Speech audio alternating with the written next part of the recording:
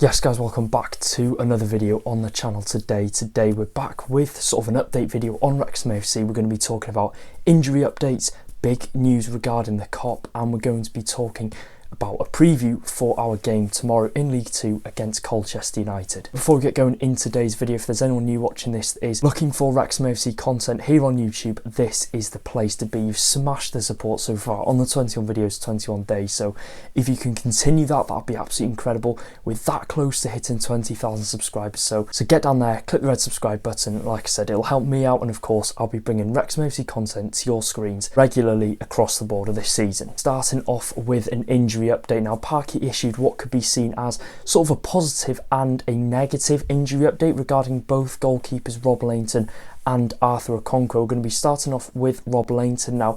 After a long period of silence regarding Lainton's injury, Parky did come out yesterday and issued an update regarding Rob Lainton's injury. Now he's confirmed that Rob Lainton unfortunately won't likely play for Wrexham AFC again this season, and of course we know his contract does run up at the end of this year, so could we possibly not see Rob Lainton playing for Wrexham AFC again? That is a question you've got to ask. However, Lainton has been seeing several specialists as it was described as an unusual injury. Rob Lainton suffered this injury in pre-season. I think the good news out of all this is that they've been able to find the issue, after seeing several specialists. Of course, it might have been a bit worrying, if none of them could find out what the issue was, but they found it. He successfully had surgery, which is good. And, that's the news that we're only really bothered about in this. If he's had a successful surgery and if he's on a good road to recovery, then that's all that matters in this situation. So yeah, speedy recovery to Rob Lainton. And now on our other goalkeeper, Arthur Okonkwo. Now it seems as if Okonkwo could be heading back to Wrexham AFC training very, very soon. Sooner than what people expected. Now Okonkwo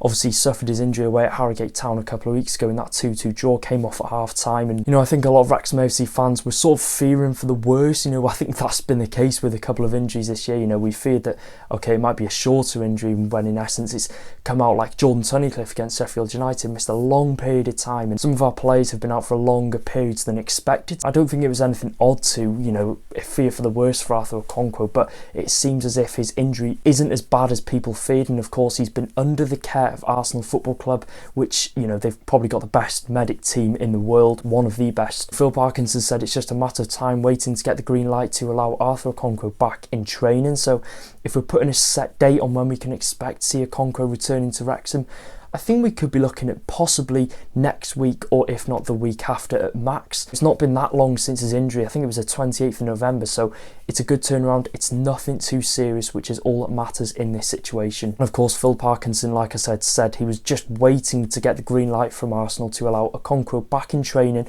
and of course he'll regain match fitness that he won't have lost too much of over that period of time, but we should be looking at expecting to see him back in training and then hopefully starting that game on the following Saturday. We're delighted about Arthur Okonkwo, 6 clean sheets in 11 games. He's been a really, really good player since signing, instrumental in that Wrexham success over the past couple of months. So it was a bit disappointing to see him injured, but the injury update that has come out, I think, has put a lot of smiles on Wrexham fans' faces. And we're going to be talking about our game on Saturday. Colchester United are our opponents in League 2 as we play our first League 2 game in what seems like an absolute age. I think Harrogate away was the last game, so we're looking at nearly 3.5 weeks since we last played a game in League 2. So yeah, Wrexham take on Colchester United, who find themselves struggling at the bottom of the table. I believe they're third off bottom. Now, if this doesn't make you slightly confident, then I don't know what will. They've lost the most amount of games in the league this year. They've lost 13, and they've also conceded the most amount of goals this season, 42, which is a hefty amount. It is a large amount considering the other teams in the relegation zone I think are like mid-30s, so they've got a leaky defence, and of course they are just really struggling in general. And of course I'm not getting too ahead of myself. I think we've learned as a Wrexham fan over the past couple of seasons that underestimating a team going into a game is probably the worst thing that we could possibly be doing. I'm not really being too confident at the minute, but looking at those stats, we should be really looking at pouncing upon the weaknesses in the Colchester United team, because we're on some good form at the minute, especially in the league. We're coming off our last home game. We won 6-0 against Morecambe, so we should be looking at putting in a similar performance to Morecambe, and I think it's more than possible against a team like Colchester United. Of course, Morecambe were pushing up in the top half of the table and pushing for playoffs, and we absolutely did them over, so I don't see why we can't do the same against Colchester United. Of course, they'll probably be playing different game style, of course, at the end of the table. They're not going to be going all hell for leather attacking, but I think that's definitely one thing we can expect, different playing styles between Morecambe and Colchester United, which might make it a bit harder for Wrexham in terms of creating chances, because they'll probably be putting a lot of men behind the ball, and of course they've got some good players in attack, so they'll be looking to hurt us when they do get the opportunity. Yeah, they'll be coming to the Racecourse ground to cause an upset, if you want to put it that way. Colchester are in need of a win massively. The last 4 games they have lost all 4 and conceded 13 goals. They've got a leaky defence,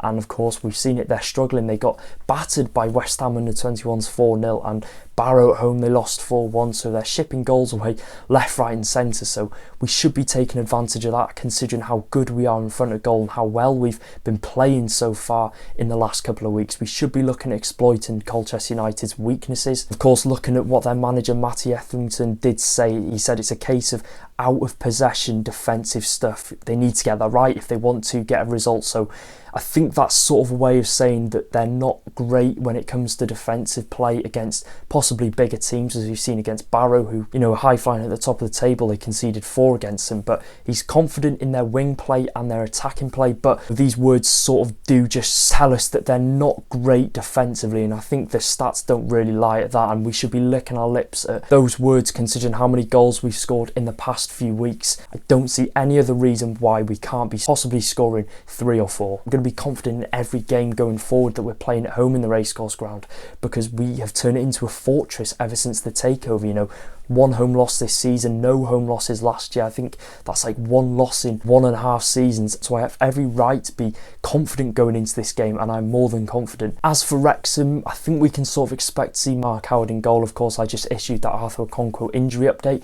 We can probably expect to see Mark Howard in goal, and who knows if he's in goal for the next league game, that's another question, but we're hoping that Okonkwo might be back in training and back in league action by the next time Wrexham do face off in League 2. Jacob Mendy as well could be seeing a start again at right wing back, as there's been no real update issued by Phil Parkinson on our 2 right wing backs, Anthony Ford and Ryan Barnett, so for all we know they could still be out injured, and of course Jacob Mendy will have to fill that spot again, which I'm not complaining about. Jacob Mendy has been absolutely phenomenal since playing at right wing back. Of course, it allows him to cut inside. We've seen it against Morecambe, he came on, he was on for what, 10 minutes, cut inside and then hit a strike into sort of the top corner of the goal, got his goal and had a really effective performance at right wing back. So I've no issues in us possibly playing Jacob Mendy at right back tomorrow. And of course, attackingly, we'll be looking to take advantage of Colchester United's leaky defence this season. You know, Mullin and Palmer, I'm sure they'll be raring to go, of course, after that defeat to Burton.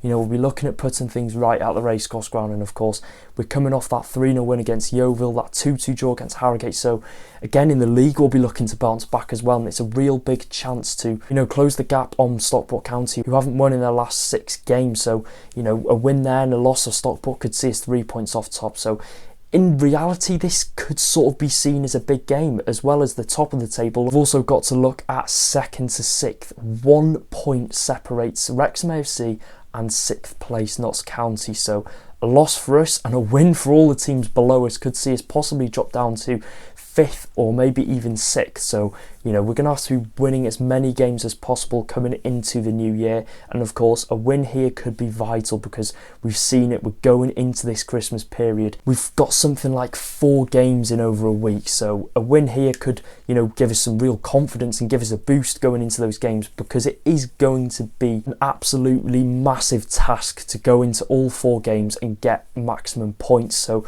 you know, a win here could kickstart hopefully a good run of form over the Christmas period. And looking at our attack as well, we should be relishing this opportunity of playing Colchester United tomorrow. And like I said, Mullin and Palmer again should be licking their lips at possibly getting a couple of goals between them, because we've scored 12 goals in our last 5 games. Colchester United leaky at the back at the minute. So yeah, this should be a big opportunity for us to get another big 3 points at home at the Racecourse ground. And yeah, let's hope that that is the case. Yeah, and on Saturday, there is rumours of 2 celebrities in town for the game, and like a couple of people have said on Twitter, it doesn't shock them anymore. And you know, we've had multiple big name guests. Will Ferrell, you know, I think is the biggest we've had at the Racecourse ground. You know, we've had some massive guests, and apparently, according to this source, we don't know if it's true, these 2 celebrities are reportedly bigger than Rob and Ryan. So Be interesting if that is the case. Am I really that bothered about celebrities visiting the Racecourse ground? No, as long as we get 3 points and as long as we come out victorious in this game, then it doesn't matter what happens off the pitch, who's in attendance, etc. You know, if they're two big names, then it'll be obviously be good for media coverage. There'll be a lot of cameras on them, and of course the media coverage will be sky high if they are reportedly bigger than Rob and Ryan. And of course I promised Kop news and related to the Kop, and that is because the vote to surrender the Racecourse ground lease is carried, which means that obviously the lease will have gone from the WST, the Wrexham Supporters Trust, over to the official club of Wrexham AFC, which of course is good news because, you know, it removes that potential barrier of the Kop redevelopment. It stops any issues, you know, regarding stuff that isn't in the name of Wrexham Football Club, which of course is good news in itself. The results of it, of course, were 352 against 17, and resolution 2 was 332 for and 23 against. So a lot of people were in favour, of course, transferring the lease over to Wrexham Football Club. And if you're wondering why the Racecourse ground isn't leased to Wrexham Football Club and why is it under the Wrexham Supporters Trust, that is because I've seen a tweet on Twitter. It says, after the club fell into non-league, the university bought the ground, leased it to the Wrexham Supporters Trust, who obviously owned it, and then the club under Rob and Ryan bought the ground off the uni, but the lease did actually stay in place. So yeah, of course, we've got the lease of the Racecourse ground under the name of Wrexham Football Club, which will hopefully make it easy, of course, for Kop redevelopment, start work without any issues regarding money and borrowing money. It just makes it that one step easier, of course, to get that Kop redevelopment underway. So yeah, if you did enjoy today's video, make sure to get down there, drop a like, subscribe, do all that good stuff, and I'll see you in another video. Take care, guys. Up the town. Let's hope for a big 3 points tomorrow against Colchester United.